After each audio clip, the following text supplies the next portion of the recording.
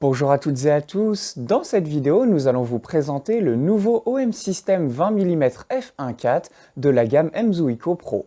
Et pour le tester en conditions intensives, on a été à la West Coast Academy, la nouvelle salle de parcours de Cholet, pour voir ses performances lorsque l'on est en basse lumière. Donc c'est parti pour la vidéo!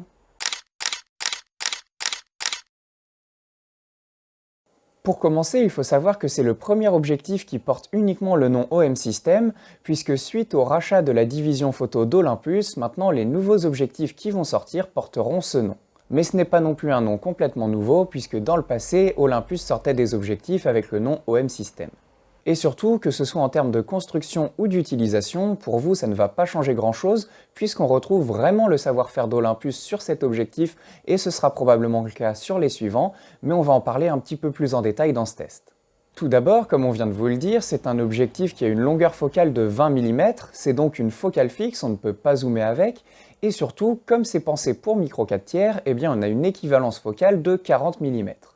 C'est donc un objectif qui est assez polyvalent sur le cadrage puisqu'on se retrouve à mi-chemin entre le 35 et le 50 mm pour ceux qui ont l'habitude d'utiliser des focales de référence. Et d'ailleurs, toute la vidéo est filmée au 20 mm f1.4, donc si vous voulez voir les performances de l'optique, vous pouvez les voir directement dans la vidéo. Et au niveau du diaphragme, on peut ouvrir jusqu'à f1.4, c'est donc un objectif très lumineux.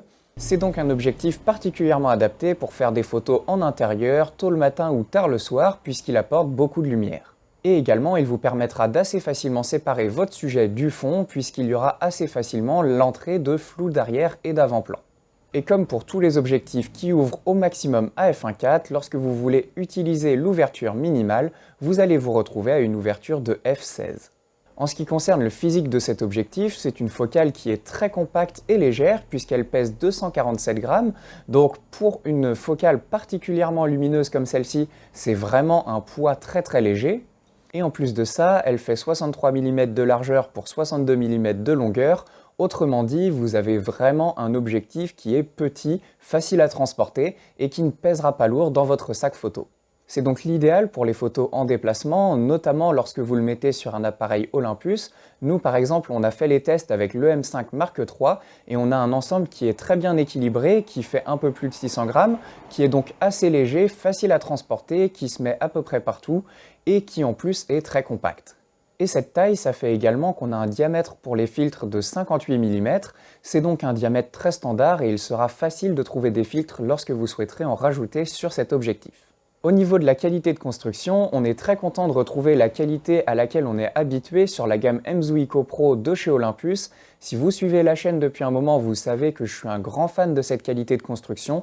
C'est des objectifs qui sont résistants, on a confiance lorsqu'on les utilise et surtout, il est tropicalisé. Donc lorsque vous le mettez avec un boîtier tropicalisé, il va résister aux intempéries. Évidemment, on ne vous conseille pas d'aller le tester sous la pluie pour voir jusqu'à où est-ce qu'il peut tenir, mais on a vu suffisamment de démonstrations dans le passé durant les salons d'Olympus pour voir qu'effectivement, lorsqu'ils annoncent qu'un objectif est tropicalisé, il est bel et bien résistant aux intempéries. Et également, la bague de mise au point est très grande, elle tourne facilement, donc c'est vraiment très facile de faire sa mise au point. Si vous faites de la photo en plus, vous allez être très content de savoir que c'est une bague électronique, donc quand vous tournez plus vite, la mise au point va plus vite à se faire, et quand vous tournez plus lentement, vous pouvez être plus précis. Donc pour la photo, ça permet de beaucoup plus rapidement faire sa mise au point de façon plus précise. Par contre, si vous êtes vidéaste, c'est un petit bémol, pour faire la mise au point en manuel, ça va être un petit peu compliqué puisque ce n'est pas toujours régulier lorsque vous faites la mise au point et vous n'allez pas avoir de repères avec des mesures. Donc ce sera un poil plus complexe pour faire la mise au point, ce sera plus adapté pour les photographes que pour les vidéastes en manuel.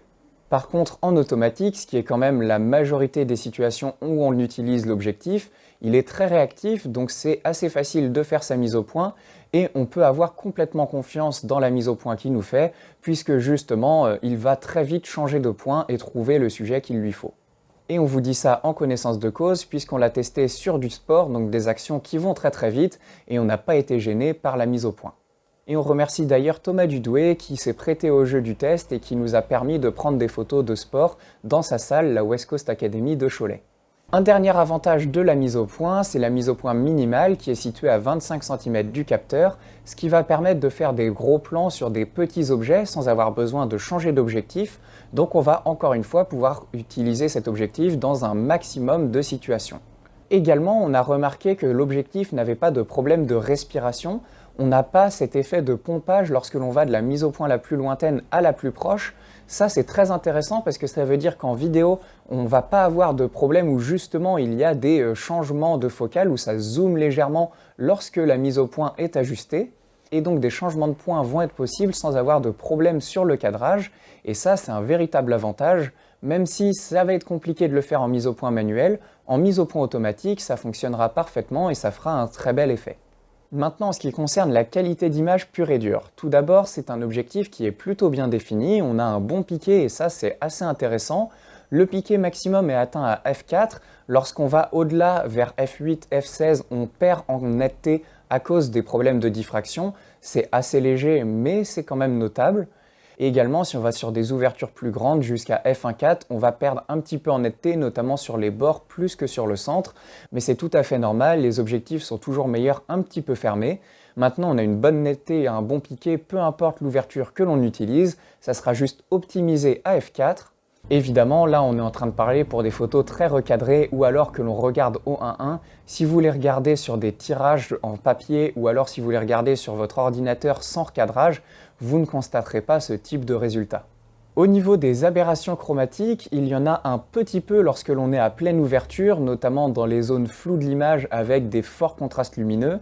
Maintenant, je ne trouve personnellement pas ça choquant, tant qu'on ne recadre pas trop l'image, ça ne se voit pas trop, et surtout, avec quelques clics sur un logiciel de retouche, ça peut se retirer. Il faut simplement savoir qu'il y a un petit peu d'aberration chromatique, mais rien d'anormal pour ce type de focale avec ces ouvertures.